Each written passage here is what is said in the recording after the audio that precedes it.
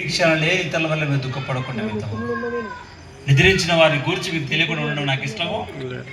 నిరీక్షణ కలిగిన వ్యక్తి ఏంటంటే ఇక్కడ కళ్ళు మూస్తే అక్కడ ఇప్పుడు స్టెఫెన్కి ఏమున్నదంటే నిరీక్షణ ఉన్నది. అందరు రాళ్ళతో కొడతా ఉంటారు అంటాడు. యేసు ప్రభువా నా ఆత్మను చేర్చుకో, వీళ్ళు ఏం చేస్తున్నారు వీళ్ళకు తెలియదు, వీళ్ళని ఏం చెయ్యి క్షమించు. ఏంటి ఏం నిరీక్షణ ఉంది?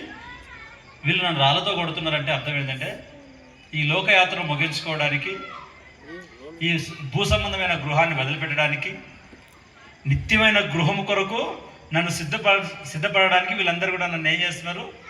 నాకు సహకరిస్తున్నారు. రాళ్ళతో కొట్టి నాకు ఏం చేస్తున్నారు వీళ్ళు? వాళ్ళు ఒకవేళ రాళ్ళతో కొట్టకపోతే ఆయన ఆకాశంతో కళ్ళెత్తి చూసేవాడు. అత్యున్నత సింహాసనం తండ్రి దేవుడి కుడిపార్శ్వన నిలుచున్న నజరుడైన యేసయ్యను చూసేవాడా? తండ్రి నా ఆత్మను చేర్చుకో అని అడిగేవాడా? మేలుగా మార్చబడ్డా. సౌలును క్షమించినాడు. స్టెఫెను అని పౌలుగా మారిపోయినాడు. దమస్కు మార్గంలో ప్రభే దిగి వచ్చినాడు. సౌలా నన్ను ఎలా హింసిస్తాను, ఎవడవయ్యా హింసిస్తున్న యేసు. అసలు హింసించింది స్టెఫెన్ కదా, ఆ స్టెఫెన్లో ఉన్నది నేనే. హల్లెలూయా. నిరీక్షణ మనల్ని సిగ్గు పడనీయదు. ఏ వ్యక్తి అయితే నిరీక్షణ కలిగిన వ్యక్తిగా ఉంటాడు, ఏ వ్యక్తి ఉత్సాహము కలిగే వ్యక్తిగా ఉంటాడో ఆ వ్యక్తి దేవుని ఉత్సాహము నిరీక్షణ తుదమట్టుకు మనం చేపడితే మనమే మనము ఆయన ఇల్లుగా మార్చబడాలి అంటే ఆయన ఏమై ఉన్నాడో మనకు తెలియాలి. బాగా ఆలోచించండి.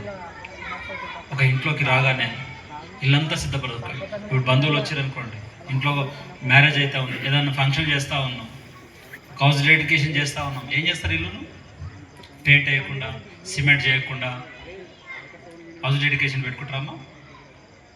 వచ్చిన బంధువులు స్నేహితులు అందరూ కూర్చోవడానికి ఇల్లును ఏం చేస్తారు? ఫస్ట్ నీట్గా చేసి సున్నం వేసి అన్ని రకాలుగా డెకరేట్ చేసి రిబ్బన్ కట్టి ఏం చేస్తారు? ఎంతమంది వచ్చినా ఇదంతా ఇక్కడ మట్టి ఉంది, ఇదంతా లోపలంతా రాడ్స్ మాత్రమే ఉన్నాయి, ఇట్లా లేదు నేను వచ్చినప్పుడు. కానీ ఓపెనింగ్ వరకు ఇదంతా టైం అయిపోయింది, సెట్ అయిపోయింది.